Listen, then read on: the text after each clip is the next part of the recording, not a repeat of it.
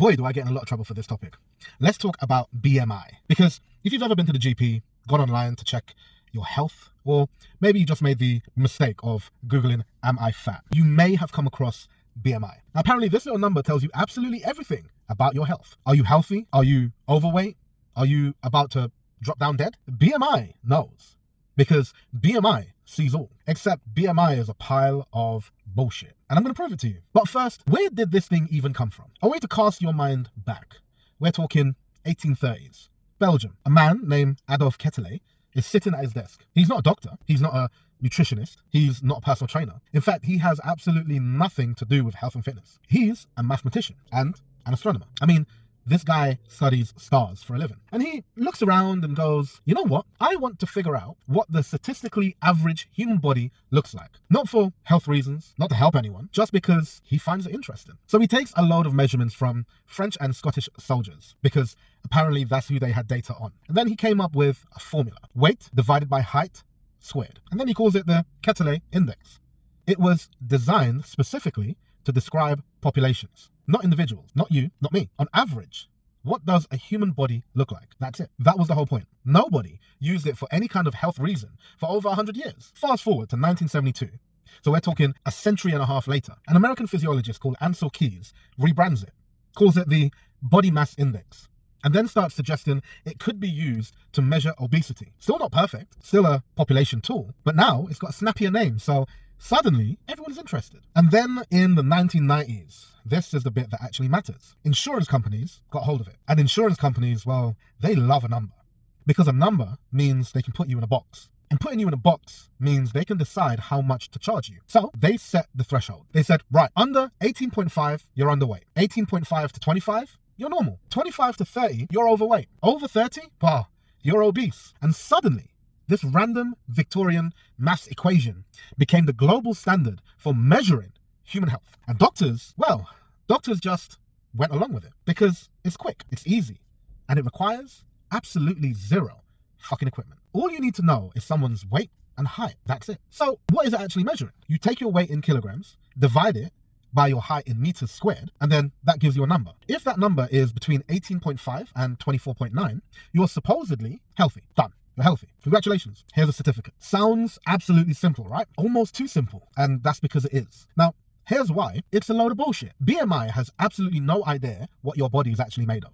None. Zero. Zilch. It just sees weight in general. It doesn't know if that weight is fat, muscle, bone, water, undigested food, fecal matter. It genuinely cannot tell the difference, which means it will look at a professional athlete with 6% body fat and say, you're overweight.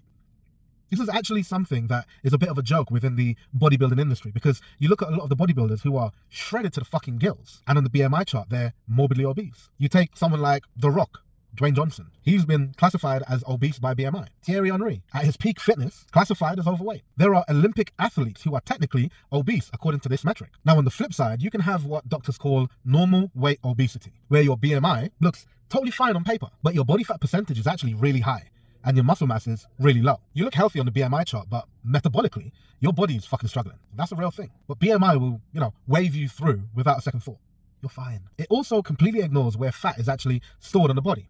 And this actually matters a lot. Visceral fat is the fat that sits around your organs, deep in your abdomen. This fat is genuinely dangerous. It's linked to heart disease, type 2 diabetes, inflammation, the kind of stuff that you don't really want. But subcutaneous fat, the fat that's under your skin, the stuff that, you can pinch, is much less dangerous. Your body needs some of it. But BMI treats them exactly the same. It doesn't know where your fat lives. It just knows how heavy you are. Then there's the issue of sex. Men and women have completely different body compositions. Women naturally carry more body fat than men. That's just biology. It serves a function. But BMI doesn't account for that. It uses the same formula, same threshold for everyone. We also have age. As you get older, your body composition can change. You might lose muscle. You might gain fat. Your bone density might shift. None of this registers on the BMI scale. A 70-year-old and a 20-year-old with the same BMI score are in completely different situations. And arguably the most damning issue, and this one has actually been getting more attention recently, is the fact that the original data that was used was almost entirely from white European men. Remember, we said French and Scottish. And now we know that different ethnic groups have genuinely different relationships between BMI and health risk. South Asian and East Asian populations, for example, tend to have higher health risks at lower BMI scores. So now the NHS actually has different recommended BMI ranges for South Asian, Chinese, Black African, or Caribbean populations, because the original tool was never built with them in mind. So let's summarize so far. This tool was invented by a mathematician and astronomer. It was designed for population statistics, which was then hijacked by insurance companies. The data is based on one demographic and tells you absolutely fuck all about muscle mass, fat distribution, age, sex, and ethnicity. And it's something that seems to be the gold standard that we've been using to define human health for decades. Brilliant, right? So if not BMI, then what? Let's talk about actually useful stuff. First up, waist circumference. Dead simple. You measure around your waist, roughly at the level of your belly button. For men, anything above 94 centimeters starts to carry increased health risks. And then we have 102 centimeters, which would put that individual at a high risk. For women, it's 80 to 88. Why does this matter?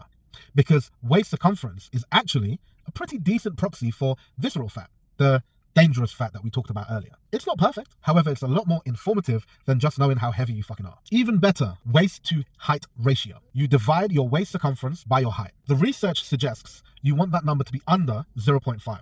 So your waist should be less than half your height. It's simple. It accounts for body frame, and the evidence behind it as a health predictor is actually a lot stronger than BMI. Some researchers actually argue that it should replace BMI entirely. Then we have body fat percentage. This is the gold standard of what we're actually trying to measure. If you want to know how much of your body is fat versus lean tissue, this is what you're looking at. Now, the methods vary in accuracy.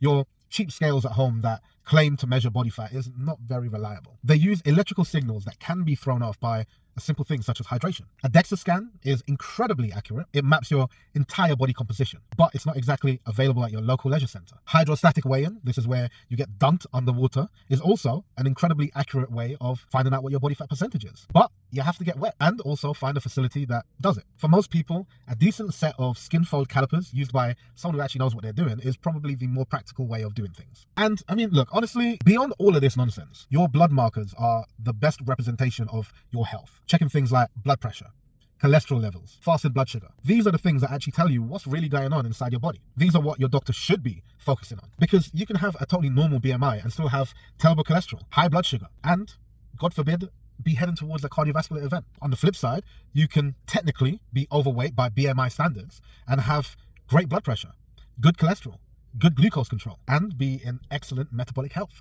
Health is not a single number.